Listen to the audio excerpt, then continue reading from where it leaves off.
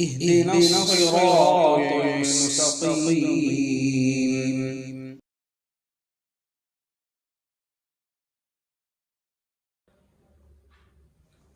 السلام علیکم ورحمۃ اللہ وبرکاتہ. معزز سامعین، الحمدللہ ہمارے اس مدرسے سے دوسری سیریز آپ کے سامنے مدارس کی اہمیت پر کچھ ویڈیوز آپ کی خدمت میں ارسال کریں گے. سب سے پہلی بات یہ ہے کہ الحمدللہ مدارس اسلامیہ کی اہمیت وہاں سے شروع ہوتی ہے جہاں سے رسول اللہ صلی اللہ علیہ وسلم کی بعثت اور نبی صلی اللہ علیہ وسلم کے کام اور مشن سے ہوتی ہے. یعنی نبی کریم صلی اللہ علیہ وسلم جب مدینہ منورہ تشریف لائے تو وہاں سے اصحاب صفہ کی ایک بنیاد رکھی جس کا مقصد صرف یہی تھا کہ دین کے علم کی حفاظت ہوتی رہے. یعنی ایسے افراد تیار ہوں جو علم دین کی حفاظت کے لیے کھڑے ہو جائیں. اس میں بہت سارے صحابہ کرام بھی موجود تھے اور نبی کریم صلی اللہ علیہ وسلم خود اس میں معلم تھے.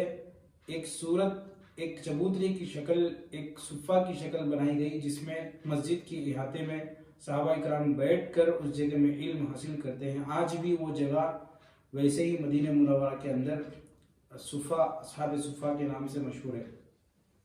تو اسی سلسلے کڑی سے جڑتی ہوئی یہ ہمارا ایک سلسلہ ہے مدارس، یعنی مدرسہ قائم ہونا، مدرسہ قائم کرنا جس سے علم دین کی حفاظت ہو، یہ ہمارا مقصد ہے. الحمدللہ ہمارے اس مدرسے کے اندر یہ سب چیزیں جو آپ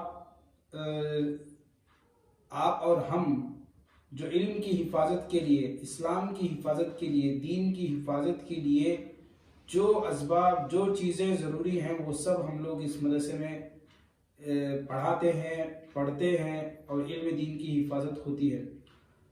تو اسی سلسلے میں آج موجودہ دور کے اندر مدارس کا ہونا گویا کہ علم دین کی حفاظت کا ایک بہترین ذریعہ ہے اور یہی علم دین کے مضبوط قلعے ہیں اور یہی مذہب اسلام کی ترقی اور مذہب اسلام پر باقی رہنے کا ایک راستہ ہے اور ایک جگہ ہے جہاں سے مذہب اسلام کی حفاظت ہوتی ہے.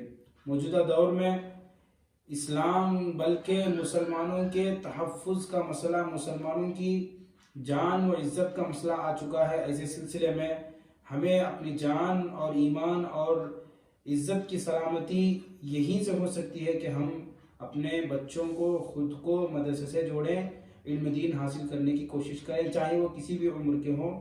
مدرسے میں آ کر علم دین حاصل کرنے کی فکر کریں جس میں اللہ تبارک و تعالیٰ نے ہمیں یہاں پر قرآن مجید کے ذریعے سے ارشاد فرمایا اِنَّا نَحْنُ نَزَّلْنَا الذِّكْرَ وَإِنَّا لَهُ لَحَافِظُونَ، کہ اللہ تبارک و تعالیٰ نے، یعنی ہم ہی نے قرآن مجید کو اتارا ہے، یعنی ذکر سے مراد قرآن مجید ہے اور ہم ہی اس کی حفاظت کرنے والے ہیں.